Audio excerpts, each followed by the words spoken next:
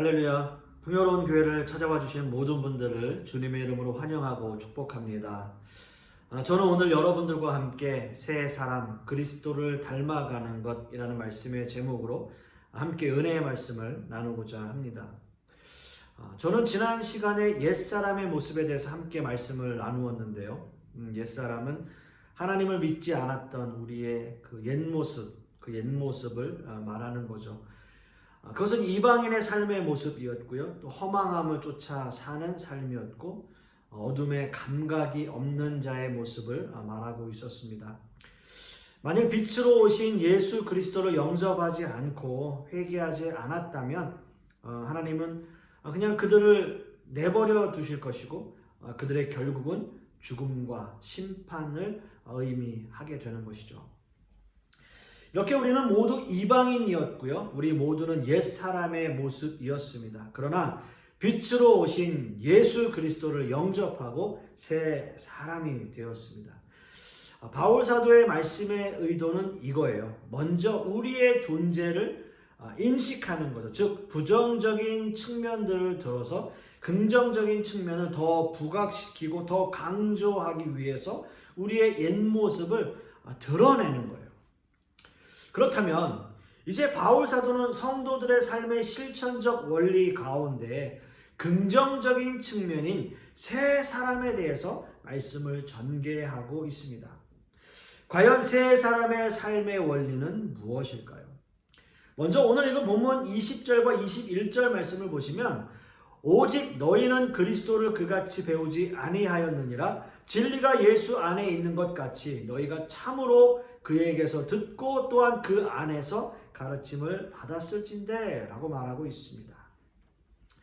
오늘 이 본문에서 가장 먼저 눈에 띄는 단어는 너희는이에요. 지난주에 함께 말씀을 상고했던 옛사람의 모습에서는 그들이라는 단어를 사용했던 것을 기억하십니까? 이제 옛사람의 모습은 더 이상 우리의 모습이 아닙니다. 이제 예수 그리스도를 영접한 우리는 새롭게 지음받은 새 사람임을 명심해야 할 것입니다. 이렇게 새롭게 지음받은 새 사람인 우리는 무엇인가를 배웠어요. 오늘 본문에서도 가르침을 받았을진데 라고 분명히 바울 사도는 말씀하고 있는 거죠. 우리는 새 사람으로 즉 그리스도인이 되어서 예수 그리스도에 대해서 배우고 알아가기 시작합니다. 기독교라는 종교는 막연하게 믿는 종교가 아니에요. 기독교는 아는 만큼 이해하고 아는 만큼 설명될 수 있는 종교라는 거죠. 물론 말로 다 형용할 수 있는 어떤 그런 부분들이 말로 다 형용할 수 없는 부분들도 당연히 있죠. 그런 부분 역시도 최소한 신앙적으로는 이해가 되어야 한다는 겁니다. 우리는 새 사람이 되면서 하나님에 대해서 알아가고 배우기 시작하는 겁니다. 말하자면 공부를 하는 것이죠. 공부를 좀 하신 분들의 특징이 뭘까요? 옛날에 서울대를 합격했다 이런 사람 인터뷰를 하는 거 보면 대부분의 그 대답이 교과서에 충실했습니다. 예습 복습을 철저하게 했고 수업 시간에 아주 충실하게 들었습니다. 임했습니다. 라는 말. 그렇게 얘기하는 것이 좀 이해가 가지 않습니다만은 어찌됐든 그렇게 열심히 현실적인 공부에 충실하게 임했다라는 거죠. 이렇게 공부를 좀 하는 사람들은요, 말하자면 기본에 충실했다라는 거예요. 기본기가 탄탄했다. 그러니까 예습 잘하고 복습 잘하고 수업 시간에 딴짓하지 않는 것, 이것이 공부를 잘하는 사람들의 모습이다라고 하는 거죠. 우리는 하나님에 대해서 알아가면서 명백하게 알게 되는 부분도 있지만 그만큼 질문도 많이 생기게 돼요. 과연 하나님이 누구신지, 모든 우주 만물이 어떻게 창조되었는지, 사람이 어떻게 창조되었는지, 세상이 어떻게 될 것인지, 나는 어떻게 살아야 하는지, 믿지 않는 사람들의 결국은 어떻게 되는지, 과연 우리가 죽고 나서 천국이 있는지, 심판은 어떻게 이루어지는지, 이런 여러 가지 수없이 많은 질문들이 우리에게 생기게 되고요. 또 그러한 질문들 하나하나 답이 있는 것들도 있지만 답이 없는 난제들도 존재하게 됩니다. 이런 여러 가지 답을 찾기 위해서 신앙적으로 갈등하고 고민하고 그런 답을 찾기 위해 노력하는 분들도 당연히 있습니다. 사실 신앙이 없다면 이런 질문들조차 생기지 않을 거예요. 무엇인가 배우고 가르침을 받는다고 하는 것은 더 많은 것을 이해하고 알게 되는 것뿐만 아니라 더 많은 질문들이 우리의 삶에 생기게 되는 것 아닐까요? 그런데 보면 수업 시간에 딴짓하고 엉뚱한 질문하는 사람들이 있잖아요. 그러면 선생님이 한마디 하시죠. 수업 시간에 딴짓하지 말라고, 수업에 충실하라고. 저도 여러분들에게 말씀드립니다. 여러분 설교 시간에 설교를 잘 듣고 말씀을 잘 들으면 그 안에 답이 있는 거죠. 오늘 본문에서도 이렇게 얘기해요. 그에게서 듣고 라고 말씀하고 있는 것처럼 우리는 하나님의 말씀을 끊임없이 들어야 돼요. 그리고 듣는 것과 함께 더 중요한 것은 그 말씀을 깨닫고 이해하기 위해서 우리 안에 성령을 의지해야 된다라고 하는 거죠. 고린도전서 2장 12절 말씀에 보시면 우리가 세상의 영을 받지 아니하고 오직 하나님으로부터 온 영을 받았으니 이는 우리로 하여금 하나님께서 우리에게 은혜로 주신 것들을 알게 하려 하심이라 라고 말씀하고 있고요. 또 사도행전 16장 말씀을 보시면 자주장사 루디아라는 여인에 대해서 말씀이 있습니다. 바울은 일행과 함께 안식일에 기도할 곳을 찾다가 강가에 나가서 거기에 모인 여인들에게 말씀을 전하고 있을 때 루디아라는 여인에게 성령이 말씀을 깨닫게 하는 장면을 볼 수 있어요. 사도행전 16장 14절 말씀 보시면 두아디라 시에 있는 자색 옷감 장사로서 하나님을 섬기는 루디아라 하는 한 여자가 말씀을 듣고 있을 때 주께서 그 마음을 열어 바울의 말을 따르게 하신지라 라고 말씀하고 있습니다. 말씀을 듣고 주께서 그 마음을 열어 라고 말씀하고 있듯이 우리 역시도 늘 말씀을 듣는 것에 먼저 열중하고 그 말씀이 우리 마음 가운데서 깨달아지고 이해되도록 성령의 도우심을 구하는 것이 우리에게 너무나 중요합니다. 제가 참고하고 있는 책에 보니까 이런 글이 있습니다. 수백만 명의 사람들이 교회로 몰려오지만 오직 소수의 사람들만이 설교와 교육의 진정한 의미를 이해하고 있다. 일반적으로 교회에 정기적으로 출석하고 있는 성도 중 3분의 2는 예배의 진정한 의미를 설명하지 못한다. 연구에 따르면 주중 예배에 참석한 대부분의 성도들은 예배 중에 하나님의 임재를 경험하지 못한다 라고 설명하고 있어요. 사랑하는 성도 여러분, 수없이 많은 사람들이 교회에 오지만 하나님의 말씀을 듣고 배우는 사람은 극히 드물다는 거예요. 그렇기 때문에 우리가 얼마나 말씀을 듣고 이해하고 배우는 것에 집중해야 하는지 여러분 아시겠습니까?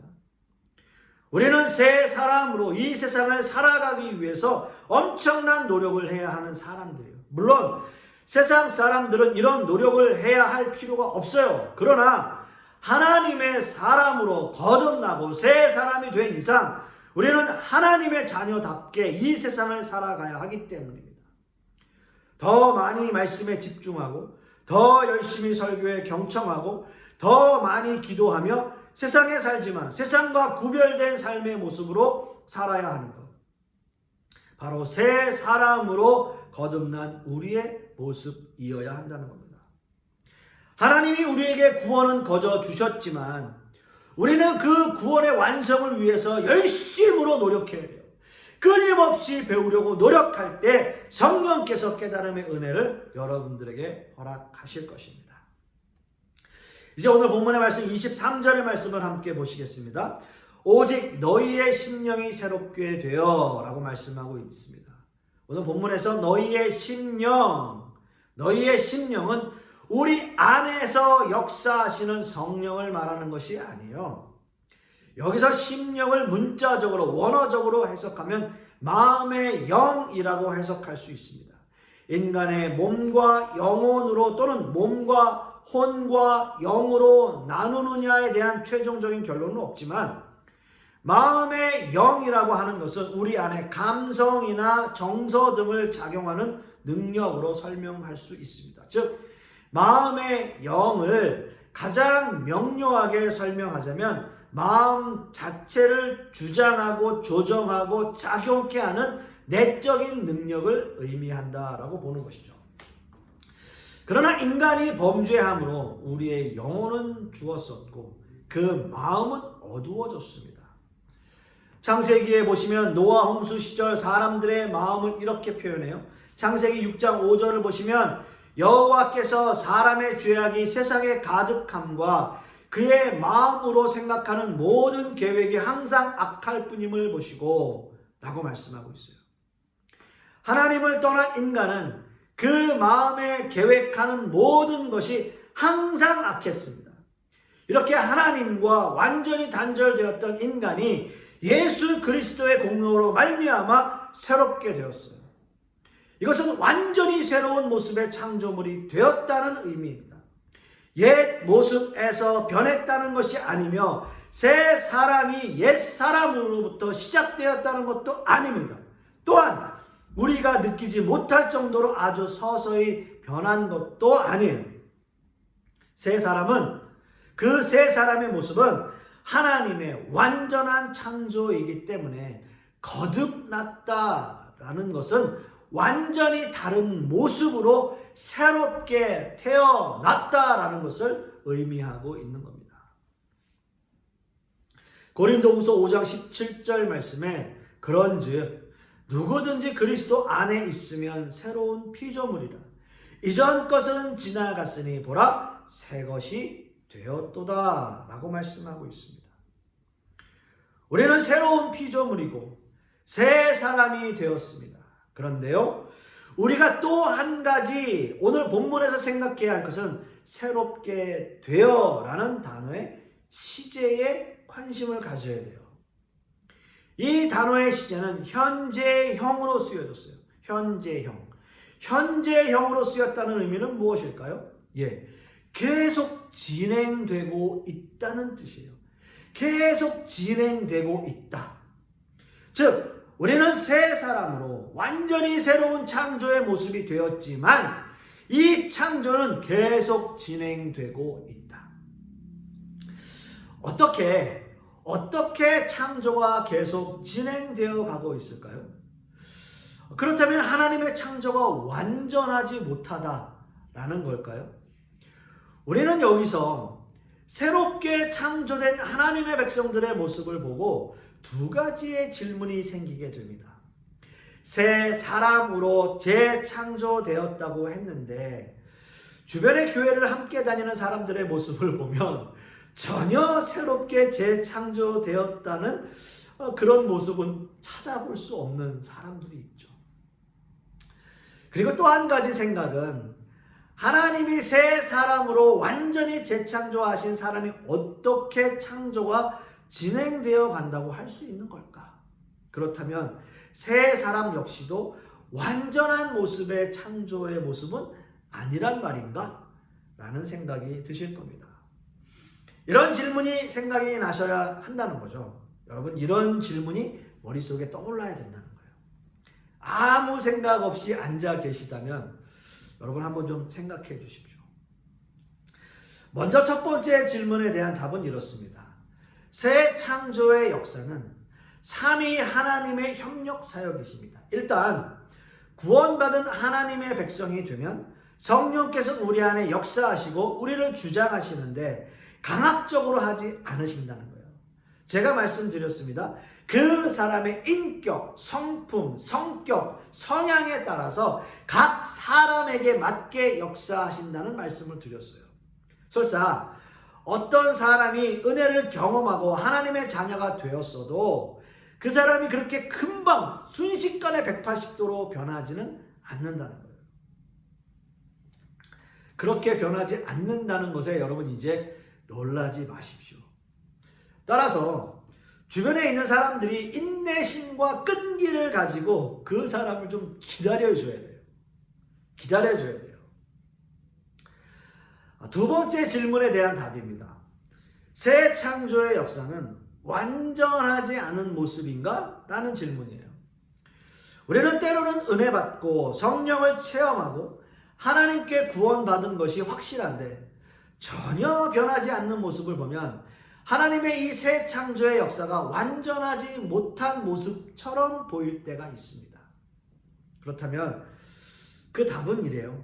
여러분, 한번 갓 태어난 아기를 생각해 보십시오. 그 아이는 인간으로서는 완전한 모습입니까? 그 아기가 새롭게 태어난 그 아기는 인간입니까? 완전한 인간입니까? 당연하죠. 아기여도 완전한 인간이죠. 그 아이가 10살이 되었습니다. 완전한 인간의 모습입니까? 20살, 30살, 40살 각 스텝마다 각 나이대마다 모습은 달라지지만 그 아이는 아기 때나 40살 때나 완전한 인간의 모습입니다. 하나님이 재창조하신 새 사람의 모습도 마찬가지예요.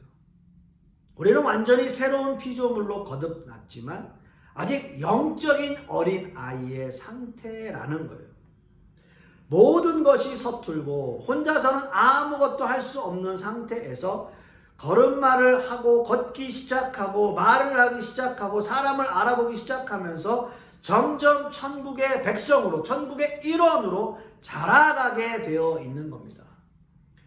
고린도전서 3장 2절 말씀에 내가 너희를 젖으로 먹이고 밥으로 아니하였노니 이는 너희가 감당치 못하였음이거니와 지금도 못하리라 라고 말씀하고 있어요.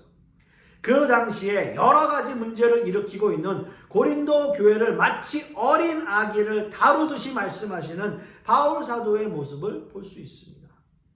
고린도 교회의 성도들이 새로운 모습으로 재창조된 하나님의 사람들이 아니어서가 아니라 아직 미성숙하고 여린 신앙을 가지고 있는 모습 때문에 가급적 그들을 사랑으로 대하고 있는 바울 사도의 모습인 거죠. 사랑하는 성도 여러분, 새 사람이 되는 것은 한순간에 삼위 하나님의 역사에 의해서 이루어지지만 새롭게 되는 것은 끊임없이 새 사람으로 살아가기 위해 노력해야 한다라고 하는 것을 의미하고 있습니다. 하나님이 원하시는 것은 모든 인류가 하나님이 창조하신 창조의 섭리로 돌아가게 하는 거예요. 하나님이 우리를 재창조하신 목적 역시도 마찬가지입니다. 하나님이 원하시는 삶을 사는 것, 하나님이 원하시는 목적을 이루기 위해서 노력하는 것, 그것이 새 사람을 입은 우리의 목표여야 돼요. 그런 삶을 살기 위해서 노력하는 저와 여러분들이 되실 수 있기를 간절히 소망하겠습니다. 이제 마지막으로 오늘 그 본문 24절의 말씀을 함께 봅니다. 하나님을 따라 의와 진리의 거룩함으로 지으심을 받은 새 사람을 입으라 라고 말씀하고 있습니다. 오늘 이 본문에서 의, 진리, 거룩이라는 단어가 의미하는 것은 의, 진리, 거룩은 하나님의 성품과 인격을 의미하고 있는 거죠. 제가 참고하고 있는 주석에 이 말씀에 대한 해석을 이렇게 했어요. 새 창조가 하나님처럼 되는 것이기 때문에 신자들은 하나님의 의로우신 것처럼 의로워야 하며 하나님이 거룩하신 것처럼 거룩해야 한다라고 말씀하고 있어요. 물론 인간이 어떻게 하나님처럼 될 수 있습니까? 이 본문에서 하나님을 따라라고 말씀하고 있는 것처럼 하나님의 형상을 본받는다라는 의미이겠죠. 하나님은 천지를 창조하실 때 삼위 하나님의 형상을 따라 인간을 지으셨습니다. 창세기 1장 26절 말씀에 하나님이 이르시되 우리의 형상을 따라 우리의 모양대로 우리가 사람을 만들고 라고 말씀하고 있듯이 처음 하나님이 인간을 창조하실 때 하나님의 형상을 따라 지으셨던 것처럼 우리의 재창조 역시도 하나님의 형상을 따라 만드시는 거예요. 하나님을 닮아가는 새 창조의 역사를 말하고 있습니다. 여러분 여기서 닮는다, 닮다라는 단어의 의미를 보면 누구누구를 닮았다라는 단어의 어원이 닮다, 즉 무엇인가를 담는다라는 말에서 비롯되었다고 합니다. 이 말을 우리 신앙에 한번 적용해 볼까요? 예수님을 닮아가기 위해서는 예수님을 우리 마음 안에 담아야 돼요. 롤 모델처럼 담아야 돼요. 우리는 존경하는 사람을 닮기 위해서 또는 그 사람처럼 되기 위해서 열심으로 노력합니다. 저 역시도 제가 롤 모델로 생각하는 존경하는 목사님들도 있고 또 그분들의 책을 사서 읽기도 하고 설교도 들으면서 어떻게 하면 그 목사님처럼 될 수 있을까? 어떻게 하면 나의 일평생 동안 그 목사님처럼 살 수 있을까? 그런 생각들을 해요. 하지만 우리 모든 믿는 사람들의 최종적인 롤 모델은 누구입니까? 바로 예수 그리스도여야 되죠. 예수 그리스도께서 말씀하신 것처럼 예수님처럼 살 수 있다면, 예수님처럼 행동할 수 있다면, 예수님처럼 생각할 수 있다면 얼마나 좋을까요? 물론 쉽지는 않겠죠. 저 역시도 그렇게 살으라고 하면 정말 힘들 겁니다. 그렇게 살지 못할 거예요. 하지만 노력을 하는 거죠. 누구나 노력은 할 수 있잖아요. 닮아가기 위해서 노력할 수 있잖아요. 새 사람으로 창조하신 그 하나님의 은혜에 감사하면서 예수님을 나의 롤 모델로 삼고 예수님처럼 닮아가기 위해 우리는 노력하는 거예요. 저뿐만이 아니라 여러분들도 이런 결단의 시간을 가질 수 있기를 간절히 소망합니다. 사랑하는 성도 여러분, 우리는 하나님의 거룩한 성품과 형상으로 지음받은 새로운 피조물입니다. 그러므로 우리의 삶에서도 그리스도의 거룩한 성품과 형상이 드러나도록 노력하는 삶을 살아야 할 겁니다. 예수님을 롤모델로 삼아 예수 그리스도를 닮아가는 저와 여러분들이 되실 수 있기를 간절히 소망하겠습니다. 기도하겠습니다. 아버지 하나님 감사합니다. 우리는 새로운 피조물이 되었고 새 사람이 되었습니다. 그렇기 때문에 우리의 삶 역시도 이제 새 사람의 모습으로 새로운 피조물의 모습으로 살아가기 위해 노력하는 우리 모든 성도님들 되게 하여 주시옵소서.